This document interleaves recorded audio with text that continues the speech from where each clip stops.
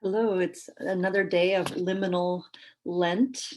Today's text is continuing with Moses and Pharaoh, chapter 11 of Exodus, when Moses is told of the final plague and that every firstborn in Egypt shall die, from the Pharaoh's child to the female slave's child to the firstborn of the livestock. The Lord will make a distinction between Egypt and Israel. And then the Lord said to Moses, in verse 9 here, Pharaoh will not listen to you, in order that my wonders may be multiplied in the land of Egypt.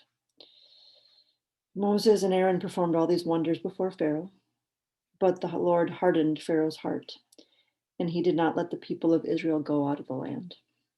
I'll be honest, reading this right now as we're watching all the headlines of Ukraine and Russia, it's kind of, when you think of the plagues, all these, the 10 plagues, locusts and darkness and flies and gnats and frogs and boils and death of livestock, thunder and hail. It's like I think of modern day sanctions and how uncomfortable do we have to make leaders and citizens in a country in order for them to release a subjugated population.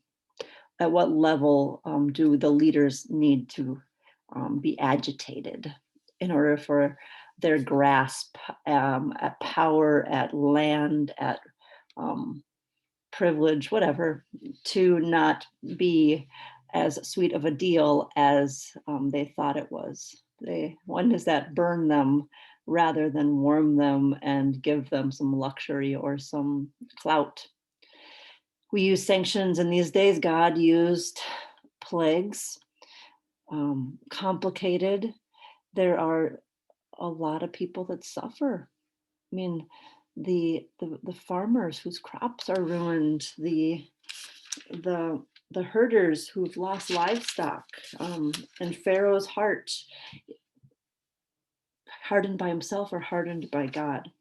One of the things in the How Do You to Lead When You Do Not Know Where You're Going, Leading in the Liminal Season by Susan Beaumont, it talks about how the dark side of liminality is the trickster. Um, this is a time when things are up in the air, when norms are kind of frozen or not possible to follow through on, that it's dangerous. When old structures, policies, and procedures, she says, are left behind, an organization is remarkably susceptible to false leaders and prophets, ones that know how to come in and swoop in and be the savior, but really have a hidden agenda.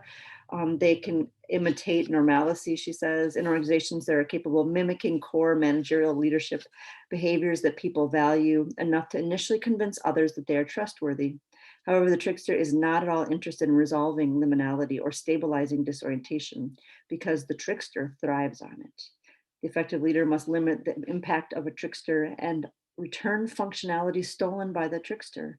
No easy task. In short, this requires a leadership presence that is wise as a serpent and gentle as a dove, Matthew 10:16.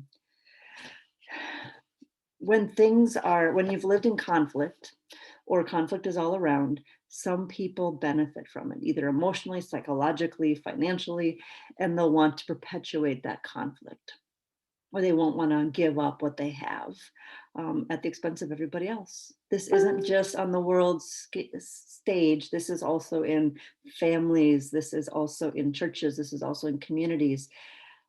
It's hard to shift a paradigm and move away from embracing pain or embracing upheaval and feeding off that energy and that what's it called, adrenaline, that sense of value that I am a great leader in the midst of a conflict, or I can walk us through this challenging time, or look at my ministry or my life is so valid that people are trying to get me down.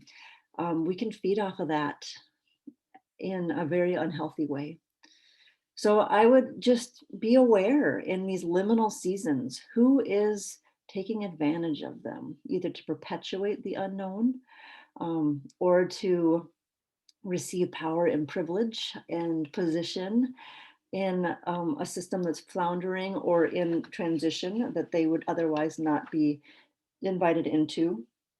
Those false motivations, those the white knight that looks all, or knightess, um, that looks all like have solved every single problem, but nobody can do that. So are they really too good to be true? The work of liminality is hard work, and moving towards resolution is hard work, and there will be people who take advantage of it. And God knows that. We have examples of in the Bible of that, and we are invited to be, what does it say in Matthew 10? Wise as a serpent and gentle as a dove.